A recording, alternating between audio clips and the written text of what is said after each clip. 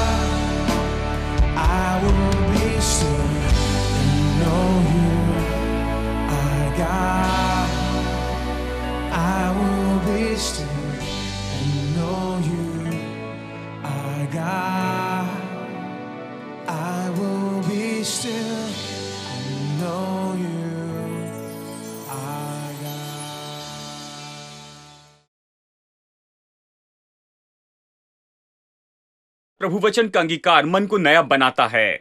ठीक है, मन को नया बनाता है। मैं चाहता हूं कि आप इसे समझ ले, क्योंकि बहुत से लोग कहते हैं अंगीकार क्यों और अंगीकार के बारे में इतनी बड़ी बात क्या है। इसलिए मैं सिखा रहा हूं, अंगीकार आपके मन को नया बनाता है। बहुत से लोगों का मन नया बनाना जरूरी है। देखिए रोमियो अध्याय 12 वचन 2, इस संसार के सदृश्य न बनो, परंतु तुम्हारे मन के नए हो जाने से तुम्हारा चाल चलन भी बदलता जाए, जिससे तुम परमेश्वर की भली और भावती और सिद्ध इच्छा अनुभव से मालूम करते रहो। इस संसार के सदृश्य न बनो, लेकिन बदल जाओ। सब लोग कहें बदल जाएं। बदल जाए इस शब्द का मतलब क्या है? पूरी तरह बदल जाए, बस इतना ही। बदल जाएं, कैसे बदले? मन को नया बनाने से, कपड़े बदलने से नहीं। मैंने ये कोशिश की है, ये काम नहीं करता। देखिए, मैंने सोचा अगर मैं ये कपड़े निकाल दूं और वो कपड़े पहनूं जो किसी ने मुझे सलाह दी है आत्मिक मसीह होने के लिए, मैं बदल जाऊंगा। मेरे प्रभु, मुझ में इतना सा भी बदलाव नहीं आया, केवल कपड़े बदल गए, मैं नहीं बदला। मैंने बदलाव का असली तरीका जाना। असली बदलाव का तरीका है हमारा मन। मसीहत तो इसके बारे में नहीं है कि क्या आप जीन्स पहनते या नहीं जानते हैं, या फिर सूट और धोती या जो भी हो, कौन सा रंग पहनते ये भी नहीं, इसका उससे कोई संबंध नहीं है। इसका आपके अंदर बदलाव से कोई संबंध नहीं है। मसीहत आपके अंदर में असली बदलाव के बारे में है, व्यक्ति को बदल देना भीतर बाहर। कैसे ये व्यक्ति बदलता है भीतर में कि ये बदलाव दिखे बाहर भी, केवल कपड़ों में नहीं लेकिन उसकी क्रियाओं में, उसके जीवन में बदलाव दिखे। इस तरह का बदलाव आ सकता है मन को बदलने से ही। अपने मन के नए हो जाने से तुम बदल जाओ। सब लोग बदल सकते हैं, हमें बदलाव चाहिए।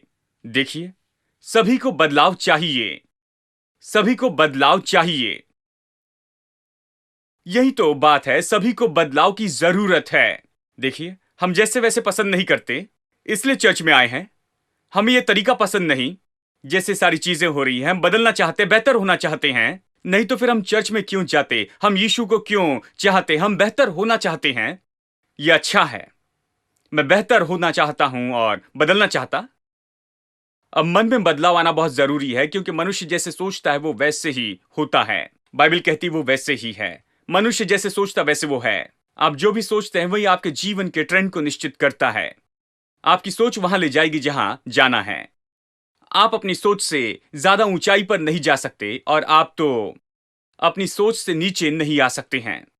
आप सोच के स्तर पर ही होगे। आज जीवन में आप जहां पर हैं वो इसलिए है, उसका कारण है, इसके पीछे कारण है आपकी सोच। आपकी सोच उस स्तर पर है, इसलिए हम इस स्तर पर बने हैं। बस यही। देखिए, मसीह जीवन में सोच तो बहुत ही महत्वपूर्ण बात है, यानी सोच बदलनी चाहिए।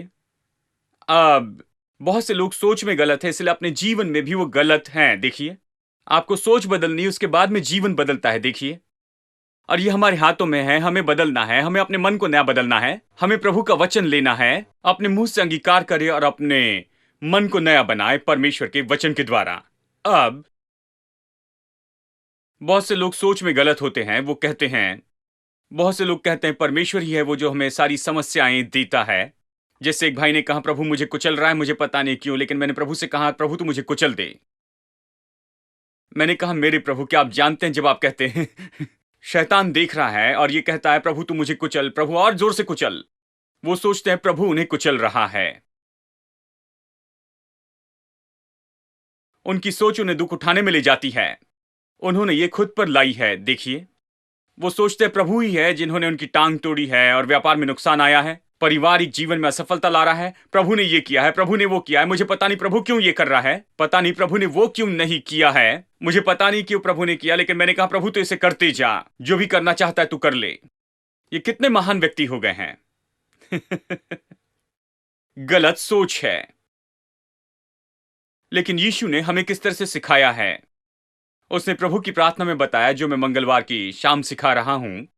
हे हमारे पिता, तू जो स्वर्ग में है, तेरा नाम पवित्र माना जाए, तेरा राज्य आए, तेरी इच्छा जैसे स्वर्ग में पूरी होती है वैसे पृथ्वी पर भी हो जाए। पृथ्वी पर आपके जीवन को स्वर्ग जैसे बनाए, यही तो प्रभु करना चाहता है। सही तरह से अपने जीवन को ले जो कई बार नरक जैसे है और विश्वास से ही, विश्वास की सामर्थ्य उपयोग करने से, विश्वास का सिद्धांत उपयोग करने से उस जीवन को ले जो आज नरक के जैसे है और उसे स्वर्ग जैसे बनाएं। आप कर सकते हैं। आप इस जीवन को ले सकते हैं और स्वर्ग जैसे बना सकते हैं कल ही। अगर आज वो स्वर्ग नहीं है तो बस कुछ ही दिनों में स्वर्ग जैसे हो सकता है, कुछ ही हफ्तों में, कुछ ही महीनों में ये स्वर्ग जैसे हो सकता है। आप इसे बदल सकते हैं। प्रभु का धन्यवाद कि परमेश्वर ने हम में से हर एक को योग्यता दी है कि उसे बदलकर स्वर्ग जैसे बनाएं। हम इसे कैसे करें? अगर आप ये कहे, प्रभु तू मुझे कुचलते चले जा, तू मुझे कुचलते चले जा, जो भी तू चाहे वही कर, मुझे पता नहीं, लेकिन तू ऐसे करते चले जा, तो केवल विनाश होगा। जानते हैं, शैतान आपको हर तरफ से विनाश करते चले जाएगा, हर तरफ से वो आते जाएगा। आप इसे कैसे करेंगे? ये कहता है, तेरा राज्य आए, तेरी इच्छा पूरी हो। ग्रीक भाषा में बहुत ही मजबूती से कहता है। मैं मंगलवार के दिन बता रहा था, ये केवल इतना ही नहीं कहता कि तेरा राज्य आए, तेरी इच्छा पूरी हो। यहां पर ग्रीक में शब्द को जोर दिया है कि आए और हो जाए, ये सामने रखे गए हैं। यानी ग्रीक में ये इस तरह से पढ़ा जाता है, आ परमेश्वर का राज्य, हो जाए परमेश्वर की इच्छा। यही तो ये पढ़ा जाता है, आ परमेश्वर का राज्य और पूरी हो परमेश्वर की इच्छा। अब देखिए, ये कहने में क्या फर्क है कि आए, तेरा राज्य आए, तेरी इच्छा पूरी हो, और आ परमेश्वर का राज्य और पूरी हो परमेश्वर की इच्छा, इन दोनों में क्या फर्क है? फर्क तो यही है। कुछ लोग इस तरह से प्रार्थना करते जाते हैं, हे प्रभु यीशु कृपया कर, मेरी तू मदद कर। ये प्रार्थना का एक स्तर है। कई बार प्रभु मदद करता है, प्रभु भला है, जानते हैं, वो पुकारते हैं, प्रभु मदद करता है। लेकिन आपको बेहतर होते जाना है प्रतिदिन प्रार्थना में, और फिर आप परिपक्व विश्वासी हो जाते हैं, प्रभु की इच्छा को जानते हैं। उसके बाद में आप जानते हैं कैसे प्रार्थना करते हैं, प्रभु यीशु कुछ कर, मेरी मदद कर, ऐसा नहीं, लेकिन आप अधिकार के साथ प्रार्थना करते हैं, जानते हैं कि परमेश्वर की इच्छा क्या है, और आप कहते हैं, आ परमेश्वर का राज्य, आ परमेश्वर की इच्छा, मैं इसे नहीं लूंगा, इसे नहीं सहूंगा। मैं जानता हूं मुझे क्या चाहिए, क्योंकि प्रभु वचन कहता है कि ये सब कुछ मुझे दिया गया है, मुझे वही चाहिए, ये नहीं, मुझे बस वही चाहिए। मैं इसे नहीं लूंगा, केवल उससे ही लूंगा। मुझे वो चाहिए, ये नहीं। यही तो फर्क है। देखिए, जब आपके पास नया मन होता है, आप ऐसे व्यक्ति हो जाते हैं। आप अपने लक्ष्य के पीछे बड़े स्पष्ट रूप में चलने लगते हैं। स्पष्टता के साथ में आप कहने लगते हैं, ये नहीं, मुझे वो चाहिए। मैं असफलता की ओर देखकर ये नहीं कहूंगा कि किसी कारण प्रभु ने मुझे असफलता दी, नहीं। मैं असफलता की ओर देखकर कहूंगा, परमेश्वर मुझे विजय देता है।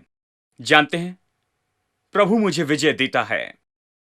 शायद मैं गड़बड़ी करूं और असफलता पाऊं, हाँ, शायद कोई और मेरे लिए कुछ गड़बड़ी कर बैठे, हाँ, लेकिन प्रभु मुझे विजय देता है। मुझे उस विजय में चलना ही होगा। और इसलिए कहता है कि संसार के सदृश न बनो, लेकिन तुम बदलते जाओ मन के नए हो जाने से। क्यों? कि आप साबित कर सके कि परमेश्वर की भली भांति और सिद्ध इच्छा क्या है। चलिए सरल शब्दों में बताऊं कि आप साबित कर सके विजयी जीवन अपने जीवन में ही, कि आप साबित कर सके कि आप विजयी रूप में जी सकते हैं, कि आप परमेश्वर की सिद्ध इच्छा को साबित कर सके, परमेश्वर की सिद्ध इच्छा आपके जीवन में पूरी हो जाए। विजय इसी के बारे में है।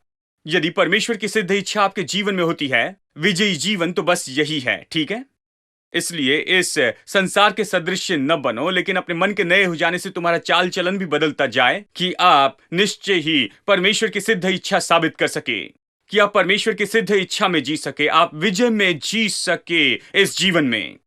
मैं आपको बताऊं दोस्तों, आप विजय में जी नहीं सकते इसके बिना, आपके मन के नए हो जाने के बिना ही। आपको वचन में जाना है, देखना है प्रभु की इच्छा क्या है।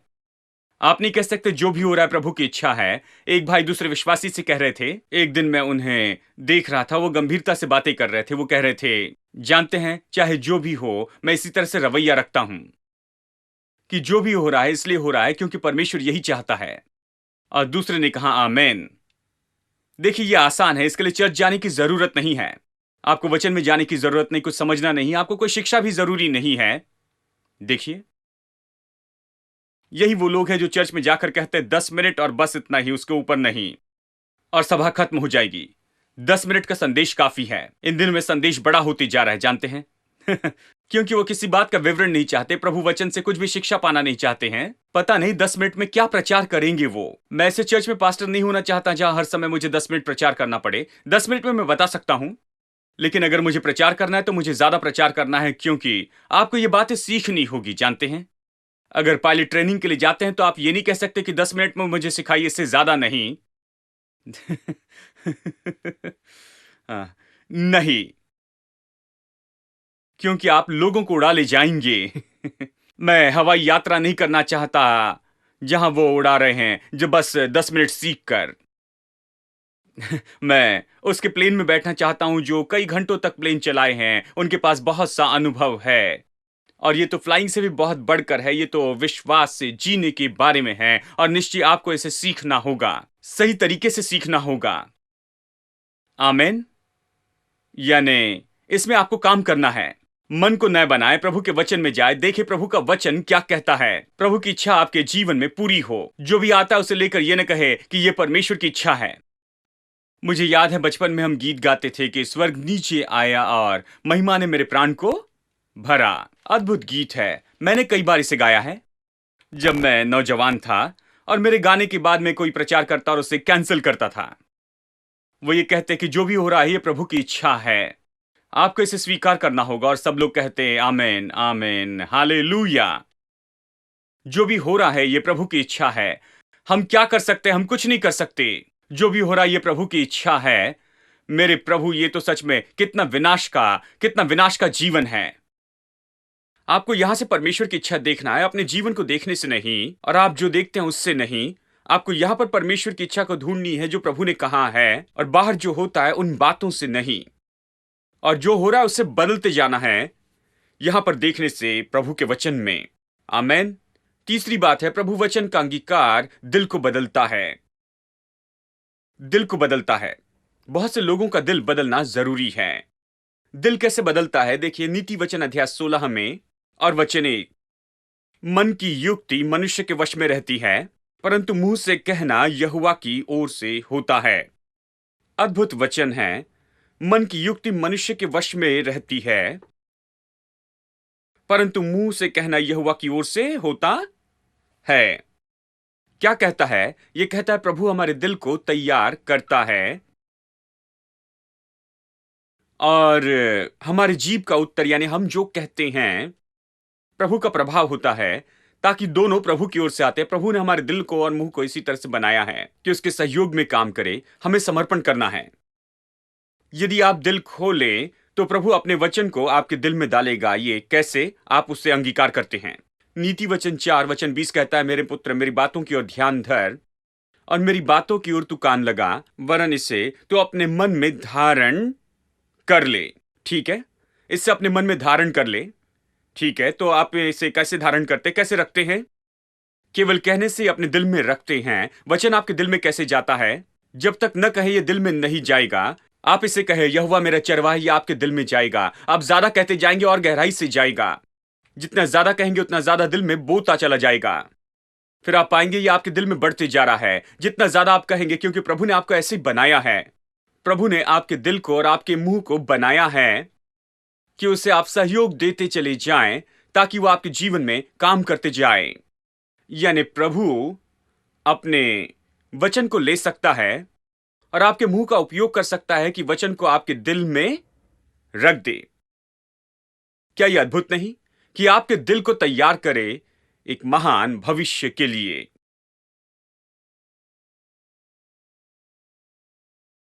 अद्भुत है। कई साल पहले मैंने इस तरह से सत्य सुनना शुरू किया और आज पीछे मुड़ के देखूं तो मैं जानता हूं प्रभु मेरे दिल को तैयार कर रहा था। मेरे दिल को तैयार कर रहा था कि मैं ऐसा कुछ करूं। मेरे दिल में वचन बोना शुरू किया। कई साल पहले मैंने इसे शुरू किया था और उस समय मैं कुछ महान काम नहीं कर रहा था, कुछ उत्पन्न नहीं कर रहा था, कुछ नहीं कर रहा था। मैं बस सीखने वाला था, सीख रहा था। और जो प्रभु ने कहा उसे कहना शुरू कर दिया। प्रभु ने जो वचन में कहा उस पर विश्वास करने लगा। जो प्रभु ने कहा उसे मैं वहां पर फिर कहने लगा कि मैं कैसे रहूंगा, मैं क्या हो जाऊंगा, मेरी सेवकाई कैसी होगी, मेरा परिवार किस तरह से होगा, मैं कैसे हो जाऊंगा अपने आत्मा प्राण और शरीर में, अपने हाथों के कामों में, अपने धन में, मैं कैसे हो जाऊंगा। इसे कहने लगा। मैं प्रभु वचन से इसे कहने लगा कि हां, मैं बिल्कुल इसी तरह से हो जाऊंगा, मैं ऐसा हो जाऊंगा। और परमेश्वर मुझे उसके लिए तैयार करने लग गया कि आने वाले दिनों में सफलता से काम करूं। और मैं आपको बताऊं, हर एक दिल सफलता के लिए जरूर तैयार होना चाहिए। यह सफलता की ट्रेनिंग इंस्टीट्यूट है। शायद आपका एक खैर भाई, मैं कुछ हफ्तों से यहां पर आ रहा हूं, कुछ नहीं हो रहा है। क्या मैंने ये कहा कि कुछ हफ्ते आने पर कुछ हो जाएगा? एक बात तो निश्चित ही हो जाएगी, मैं आपको बताऊं। धीरे धीरे आपका दिल तैयार हो जाएगा, सफलता के लिए तैयार होगा, महान कामों के लिए तैयार होगा, ऊंचे जीवन के लिए तैयार होगा, पवित्र जीवन के लिए तैयार होगा, ज्यादा सफल जीवन के लिए तैयार होगा, ज्यादा संपन्न जीवन के लिए तैयार होगा, ज्यादा विजयी जीवन के लिए तैयार होगा। आपका दिल तैयार हो जाएगा। कितने लोग चाहते हैं कि दिल तैयार हो जाए? देखिए, बहुत से लोग हैं जो ऐसी जगह और परिस्थितियों में हैं जहां उनका जो दिल है वो तो जाने या अनजाने में बुराई के लिए ही तैयार किया गया है। बहुत से जवानों का दिल, क्योंकि वो गलत परिस्थिति में रहे, गलत जगह पर रहे, इसलिए बुराई के लिए तैयार किया गया है। वो तैयार हो रहे हैं, दिल तैयार किए जा रहे हैं कि असफल हो। दिल तैयार किए जा रहे हैं कि कल के दिन वो निराश हो जाएं। दिल तैयार हो रहे हैं गलत विचारों से, गलत शब्द रखने से, गलत अपेक्षा रखने से। गलत इच्छाएं यहां पर दिल में रखी जाती हैं जवानों के कि कल जो है वो असफल हो जाएंगे, वो निराश हो जाएंगे और वो पूरी तरह बर्बाद होंगे। इस दिल से वो इसके लिए तैयार होते हैं। ये दुख की बात है। मैं ऐसे लोगों को देखता हूं। कुछ लोग अपने घर से भाग जाते हैं, जानते हैं, पढ़ाई छोड़ देते हैं, निकाल दिए जाते हैं, स्कूल से निकाल दिए जाते, कॉलेज से, सारी बातों से निकाले जाते, जानते हैं, जीवन से भागते हैं, चुनौती का सामना नहीं करना चाहते, या कुछ भी कोई समस्या नहीं चाहते हैं, चुनौती का सामना नहीं करना चाहते, मुश्किलों का सामना नहीं करना चाहते हैं, जयवंत होना नहीं चाहते, वो लड़ना भी नहीं चाहते हैं, जयवंत नहीं होना चाहते, हिम्मत हारते हैं। जब मैं ऐसे लोगों को देखता हूं, इसके लिए उनका दिल तैयार किया जाता है। इतने सालों से कोई ना कोई उन्हें कुछ बात कह रहा है, कोई उन्हें कुछ सिखाते जा रहा है, कोई उनके दिल में यहां पर आशाहीनता के बीज को डालते जा रहा है कि उनका दिल जो है असफलता के लिए तैयार किया जाता है, दोस्तों। और मैं आपको बताऊं, चर्च ऐसी जगह जहां पर सफलता के लिए दिल तैयार किए जाते हैं।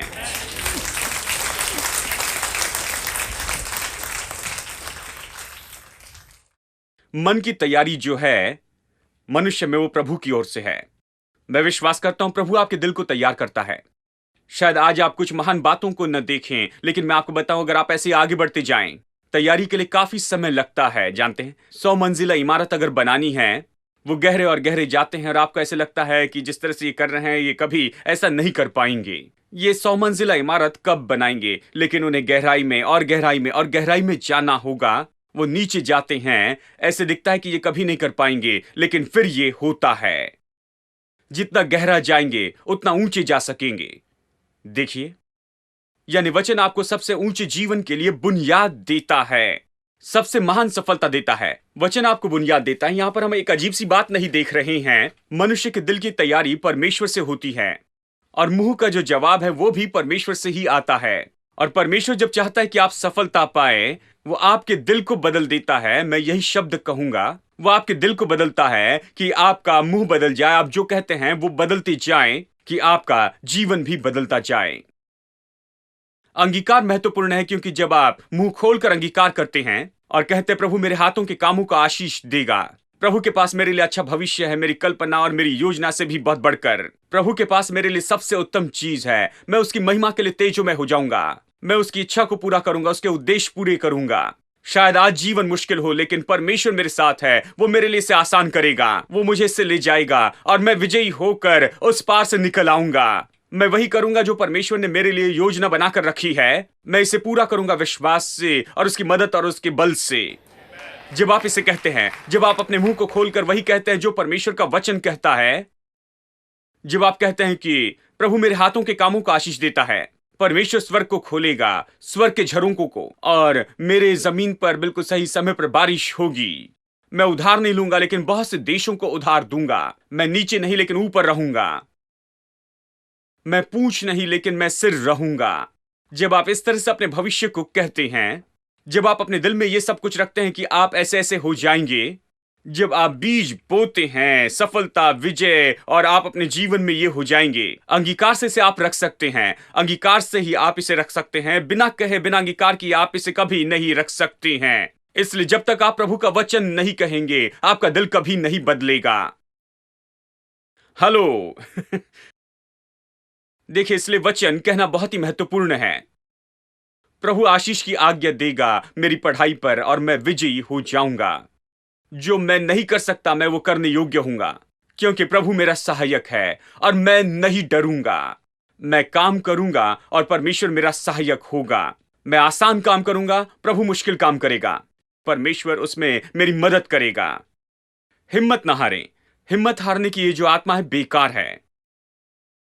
यदि हिम्मत हारने वाली आत्मा वहां है तो दिल गलत तरीके से तैयार किया गया है।